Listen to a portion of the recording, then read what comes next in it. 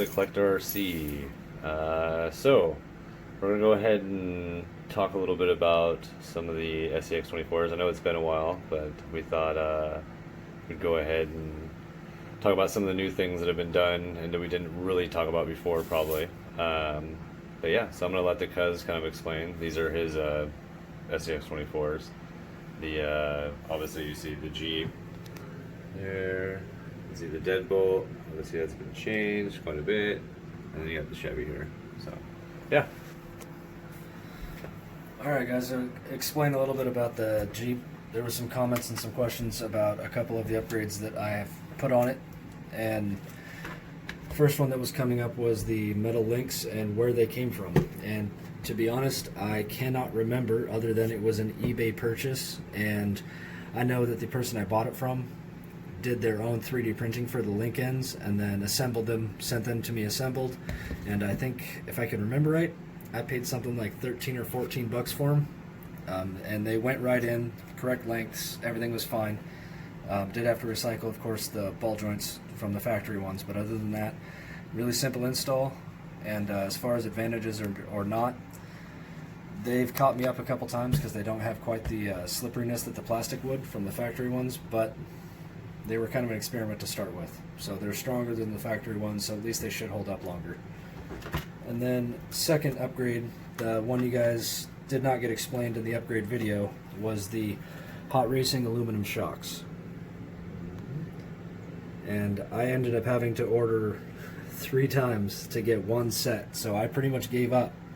And then they happened to show up a significant amount of time later in the mail, and they're actually pretty cool.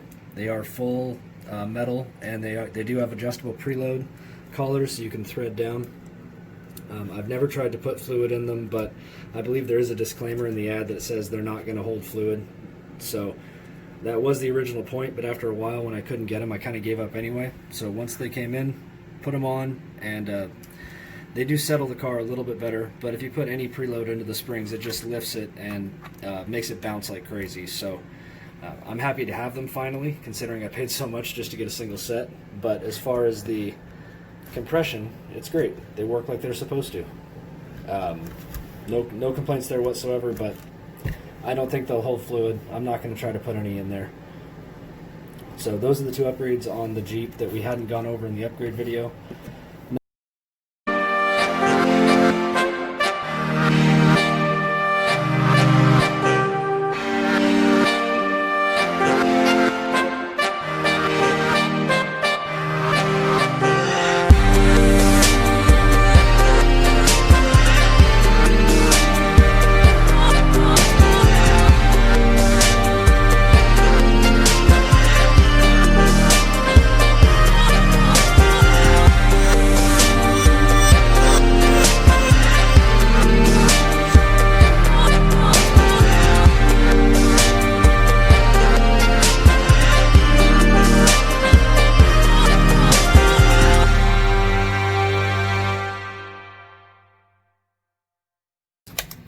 There was no plan at the beginning.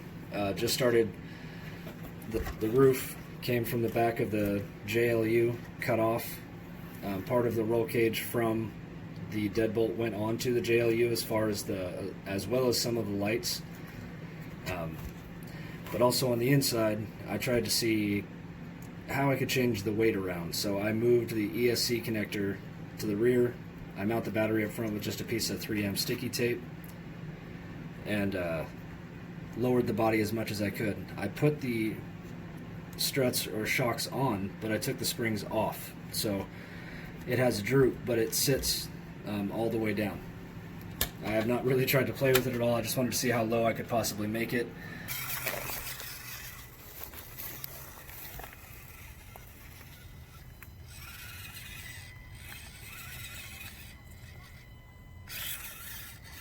We mentioned it before, but I did replace the tires or swap the tires on these 2 vehicles. These are the tires that came on the deadbolt, and they are just a little bit taller in diameter than the tires that came on the Chevy. I do like the look of the Chevy tires, but they're just a little bit smaller. So I went ahead and put them on the car that I was going to lower, and put the little bit bigger tires onto the Chevy. And the way it sits right now, it is in its lifted position. Yeah, that's right. It is lifted. Okay. So I have the shock mounts lowered to the frame instead of up on their original placements up above where the body mounts are. And then also the bigger tires. We do have a running video of running both the JLU and the Chevy today in the backyard, so we'll let you guys watch that so you can kind of see. They both make it through just fine, but you can definitely tell that the added weight in the JLU helps it get through obstacles a lot easier than the Chevy does.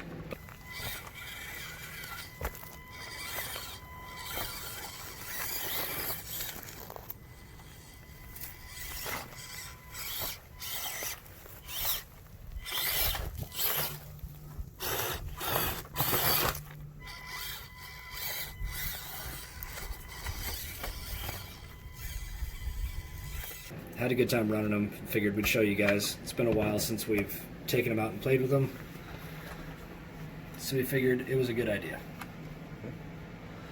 Alright guys, well thanks for watching, and stay tuned for more videos, and yeah.